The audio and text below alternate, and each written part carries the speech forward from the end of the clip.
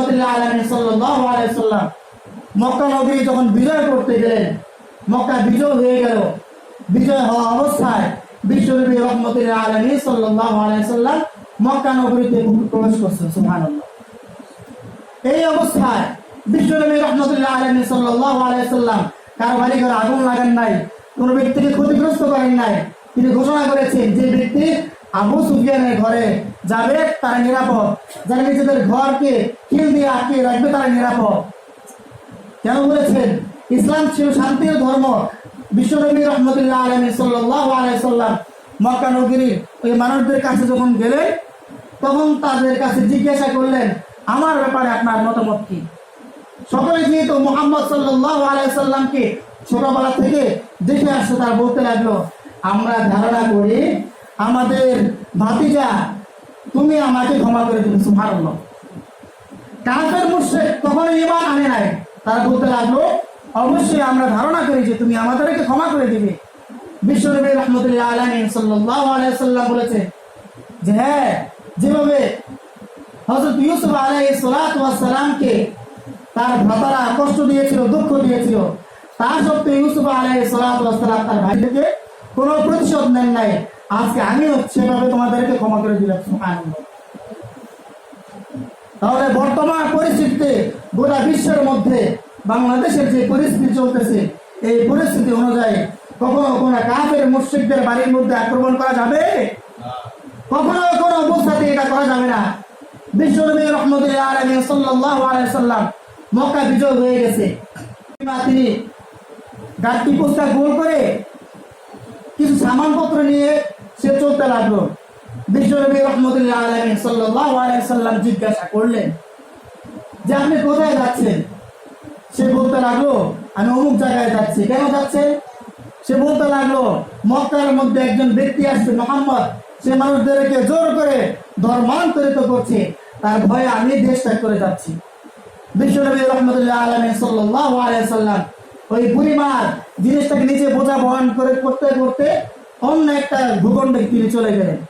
চলে যাওয়ার পর বুড়িমা যেহেতু বয়স্ক মানুষ, সে জিজ্ঞাসা করতে লাগলো, তুমি কে? এত দূর দূর দূরান্তে তুমি আমার এই বোঝা বহন করে নিয়ে আসছো, তুমি কে?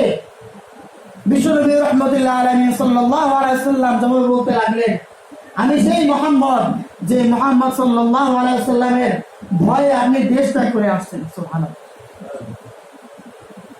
ওই মুশরিক, ওই কাফের মহিলা, বুড়ি মহিলা এই কথা শোনার সাথে সাথে তাৎক্ষণিকভাবে ইসলাম ধর্ম গ্রহণ করছে। সুবহানাল্লাহ। বিশ্বনবী রাহমাতুল্লাহ আলাইহি সাল্লাল্লাহু আলাইহি ওয়াসাল্লামের একজন সাহাবা হযরত উম্মে সালমা রাদিয়াল্লাহু তাআলা আনহা তিনি জিজ্ঞাসা করতে লাগলেন, আমার কাছে আমার অমুসলিম মা আসছে, আমি কি তার সাথে ভালো ব্যবহার করব? বিশ্বনবী রাহমাতুল্লাহ আলাইহি সাল্লাল্লাহু আলাইহি ওয়াসাল্লাম বললেন, হ্যাঁ, তার সাথে ভালো আচরণ করো। তাহলে কখনো কোনো অবস্থাতে মুসলমান হয়ে অন্য কোনো মুসলমানের ক্ষতিগ্রস্ত করা যাবে? এটা ইসলামে সম্পূর্ণ নিষিদ্ধ। বিশ্বনবী রাহমাতুল্লাহ আলাইহি সাল্লাল্লাহু আলাইহি ওয়াসাল্লাম তিনি বলেছেন, যে কোনো ব্যক্তি নিরাপত্তা প্রাপ্ত অমুসলিম, সেই ব্যক্তি কোনো ব্যক্তি যদি মুসলমান কোনো ব্যক্তি হত্যা করে, তাহলে সেই ব্যক্তি জান্নাতের ঘ্রাণ করবে না। নাউজুবিল্লাহ। কোনো অমুসলিমকে যদি কোনো মুসলমান নিরাপত্তা প্রাপ্ত হয়েছে, অমুসলিম নিরাপত্তা প্রাপ্ত হয়েছে, যেমন আমাদের বাংলাদেশের মধ্যে যারা হিন্দু আছে, বৌদ্ধ আছে, খ্রিস্টান আছে, অন্যান্য যত রকমের ধর্মাবলম্বী আছে, তারা সবাই আমাদের দেশে নিরাপত্তা প্রাপ্ত না? সবাই এই দেশের নাগরিক, সবাই এই দেশের বাতাস, মাটি সবকিছু দেখে তারা বড় হয়েছে, এই দেশে তাদের গোড়াপত্তন। এই অন্যান্য ধর্মাবলম্বীদেরকে যদি কোন অবস্থায় বিনা কারণে হত্যা করা হয়, বিশ্বনবী রাহমাতুল্লাহ আলাইহি সাল্লাল্লাহু আলাইহি ওয়াসাল্লাম বলেছেন, ওই ব্যক্তি জান্নাতের ঘ্রাণও পাবে না। নাউজুবিল্লাহ। যদিও জান্নাতের ঘ্রাণ 40 বছরের দূরত্বের রাস্তায় পাওয়া যায়। সুবহানাল্লাহ। তাহলে চিন্তা করেন, 40 বছরের দূরত্ব, একটা জায়গা থেকে আরেকটা জায়গায় যেতে 40 বছর সময় লাগবে। তাহলে চিন্তা করেন, এত দূরত্ব থেকে আল্লাহ পাক রব্বুল আলামিন জান্নাতে খুঁজবে মানুষের নাকে দিতে, যারা জান্নাতে হবে তারা নাকের মধ্যে এই সুঘ্রাণ পাবে। কিন্তু মুসলমান হওয়া সত্ত্বেও সে যদি এই চিন্তা করে রাখে যে ইহুদি খ্রিস্টান বৌদ্ধদের আমরা প্যাগোডায় গির্জার মধ্যে আগুন জ্বালিয়ে দিব, তাদেরকে হত্যা করবো, নীতি বিচারে তাদেরকে গুম করে ফেলবো, খুন করে ফেলবো, তাহলে সেই ব্যক্তি প্রকৃত অর্থে মুসলমান থাকতে পারে না। বিশ্বনবী রাহমাতুল্লাহ আলাইহি সাল্লাল্লাহু আলাইহি সাল্লাম এমন একজন নবী ছিলেন, তিনি একটা জায়গায় গেলেন। আমাদের বাড়ির আশপাশে অনেক জায়গায় দেখা যায় মাটির মধ্যে পিঁপড়ারা বাসা বাঁধে। আমরা হয়তো মনে করি খুব অল্প জায়গা নিয়ে পিঁপড়ারা কি করছে, বাসা বেঁধেছে, কিন্তু এই বাসাটা খুব সুন্দর ভাবে একটা ভূখণ্ড, একটা উপত্যকার মতো সুন্দর বড় একটা জায়গার মধ্যে এই বাসাগুলো তারা তৈরি করে। বিশ্বনবী রাহমাতুল্লাহ আলাইহি সাল্লাল্লাহু আলাইহি সাল্লাম সেখানে দেখলে ওই জায়গার মধ্যে আগুন দিয়ে সেই বাসাগুলো পুড়িয়ে ফেলা হচ্ছে। বিশ্বনবী রাহমাতুল্লাহ আলাইহি সাল্লাল্লাহু আলাইহি সাল্লাম জিজ্ঞাসা করলেন, এটা কে করেছে? সাহাবায়ে কেরাম রাদিয়াল্লাহু আলাইহিম আজমাইন তারা জবাবে বললেন, হ্যাঁ, আমরা এই কাজ করেছি। বিশ্বনবী রাহমাতুল্লাহ আলাইহি সাল্লাল্লাহু আলাইহি সাল্লাম রাগান্বিত কণ্ঠে বলতে লাগলেন, আগুনের রব, দুনিয়ার সবকিছু স্রষ্টা আল্লাহ পাক রব্বুল আলামিন, আগুনের রব, এই আগুনের রব ব্যতীত দুনিয়ার কোনো মানুষের দ্বারা কোনো মানুষকে, কোনো প্রাণীকে আগুন দিয়ে হত্যা করা জায়েজ নয়, নাউযুবিল্লাহ। তাহলে আমরা যদি কোনো অবস্থায় এই কাজের মধ্যে সম্পৃক্ত হয়ে যায়, তাহলে কি আমি মুসলমানের কাছে থাকবো? কখনোই থাকবো না। আল্লাহর হাবিব সাল্লাল্লাহু আলাইহি সাল্লাম বলেছে যে এই কাজগুলো কোনো ব্যক্তি যদি করে, সেই ব্যক্তি জান্নাতের ঘ্রাণও পাবে না। বর্তমান পরিস্থিতি খুব নাজুক পরিস্থিতি, সারা বাংলাদেশের মধ্যে অনেক জায়গায় ডাকাতি হচ্ছে, অনেক জায়গায় চুরি হচ্ছে, বিভিন্ন রকমের নেতা অপনেতা অথবা বিভিন্ন রকমের ব্যক্তিদের বাড়িতে লুটতরাজ করা হচ্ছে। কখনো অবস্থাতে এই কাজগুলো করা জায়েজ নয়, কারণ বিশ্বনবী রাহমাতুল্লাহ আলাইহি সাল্লাল্লাহু আলাইহি সাল্লাম এই কাজ করতে নিষেধ করেছেন, যদিও তারা কাফের মুশরিক ছিল। তাহলে আমাদের দেশের মধ্যে যারা মুসলমান আছে অথবা অন্যান্য ধর্মাবলম্বী আছে, কখনোই তাদের বাড়িঘর লুটপাট করা যাবে? যাবে না, সম্পূর্ণ নিষিদ্ধ। এই চিন্তা চেতনা যদি করেন, তাহলে মনে রাখবেন বিশ্বনবী রাহমাতুল্লাহ আলাইহি সাল্লাল্লাহু আলাইহি সাল্লাম কড়া ভাষায় হুঁশিয়ারি করেছেন, যে ব্যক্তি কোন একটা ভূখণ্ডের মধ্যে নিরাপত্তা প্রাপ্ত, ওই নিরাপত্তা প্রাপ্ত ব্যক্তিদের বাড়ির মধ্যে অথবা কোনো উপসরণের মধ্যে যদি কোনো ব্যক্তি আগুন লাগায় যায়, যদি কোনো ব্যক্তি লুটতরাজ করে, খুন খারাপি করে এবং খারাপ সব রকমের কাজ করবো তারা বলে, তাহলে আমি আল্লাহর হাবিব সাল্লাল্লাহু আলাইহি সাল্লাম বলছি, ওই ব্যক্তি কিয়ামতের দিন আমি তাদের বিরুদ্ধে আমি কাজ করাই যাবো, নাউযুবিল্লাহ। তাহলে মুসলমান হয়ে আপনি আপনার স্বদেশী কোনো মানুষের বিরুদ্ধে দাঁড়াবে, মনে রাখবে আল্লাহ পাক রব্বুল আলামিন ছাড় দেন, ছেড়ে দেন না। সবাই সতর্ক থাকবেন। এই চিন্তা চেতনা যদি কোনো ব্যক্তির মাথায় থাকে, এই চিন্তা চেতনাকে আপনি মাটির অতল গহ্বরের মধ্যে কবরস্থ করে ফেলেন।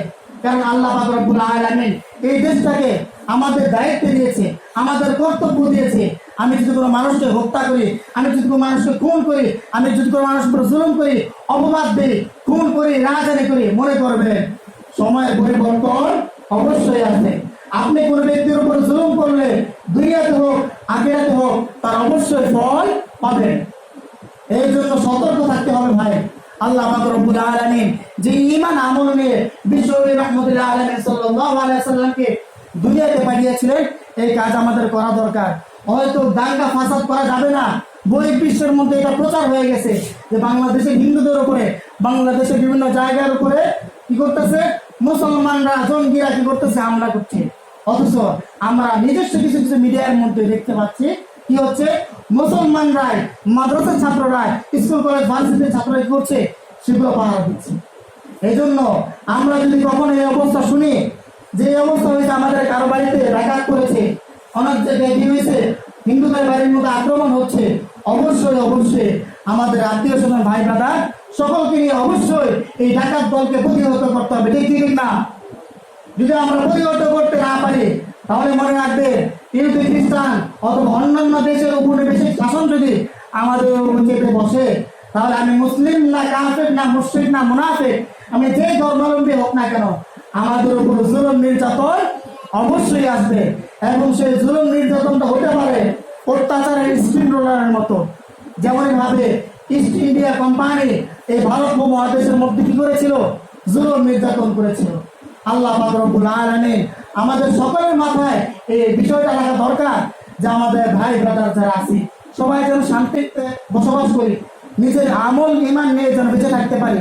কখনো গুনাহের কোনো কাজের মধ্যে, দেশ বিরোধী কোনো কাজের মধ্যে আমরা কোনো অবস্থায় যেন কি না করি, সম্পৃক্ত না হই। যদি সম্পৃক্ত হই তাহলে মনে করতে হবে আল্লাহ পাক রব্বুল আলামিন আমাকে আযাবের কাঠগড়ায় দাঁড় করাবে। যদি আযাবের কাঠগড়ায় দাঁড়ায় তাহলে হয়তো দুনিয়ার মানুষ আমাকে ক্ষমতার কারণে অথবা পাওয়ারের কারণে কিছু বলছে না, কিন্তু আল্লাহ পাক রব্বুল আলামিনের কাছে ধরা পড়তে হবে। আজকে আমাদের মধ্যে একটা মানুষ চলে গেছে, তার অনেক আত্মীয় স্বজন দুনিয়া থেকে চলে যাচ্ছে, তাদেরকে আমরা কখন ফিরে পাবো? আপনি মরে গেলেও আমাদের কবরস্থ করা হবে, তখন আমাদের বিন্দু মাত্র 2 টাকার দাম থাকবে না। আমার পরনের পোশাক সবকিছু করে নেওয়া হবে, সাদা কাফন পরানো হবে। তাহলে মনে করেন মৃত্যুর এই অবস্থাটা খুবই মারাত্মক। এই অবস্থা আসার আগে আমাদের সকলকে সঠিক পথে পরিচালিত হবে। এই কারণে আল্লাহ পাক রব্বুল আলামিন কোরআন কারীমের মধ্যে বলেছে, ইহদিনাস সিরাতাল মুস্তাকিম সিরাতাল লাযীনা আন'আমতা আলাইহিম গায়রিল মাগদুবি আলাইহিম ওয়ালাদ-দাল্লিন। হে আল্লাহ পাক রব্বুল আলামিন, আপনি আমাদেরকে সরল সঠিক পথ দেখান। সিরাতাল লাযীনা আন'আমতা আলাইহিম, সেই সরল সঠিক পথ, যে পথের উপরে আপনি আল্লাহ পাক রব্বুল আলামিন নিয়ামত দিয়েছেন। গায়রিল মাগদুবি আলাইহিম ওয়ালাদ-দাল্লিন, সেই পথ নয় যে পথে আপনি আল্লাহ পাক রব্বুল আলামিন অসন্তুষ্ট হন, লানত প্রাপ্ত করেন, নাউযুবিল্লাহ। তাহলে আমরা সকলে আল্লাহ পাক রব্বুল আলামিনের কাছে দোয়া করব, আল্লাহ পাক রব্বুল আলামিন যেন আমাদেরকে সুখ সমৃদ্ধি আরামায়েশের বাংলাদেশ আবার সুন্দর পরিবেশে আমাদেরকে ফিরিয়ে আনার তৌফিক দান করে। সকলেই বলি আমিন। ওয়া আখিরু দাওয়ানা আলহামদুলিল্লাহি রাব্বিল আলামিন।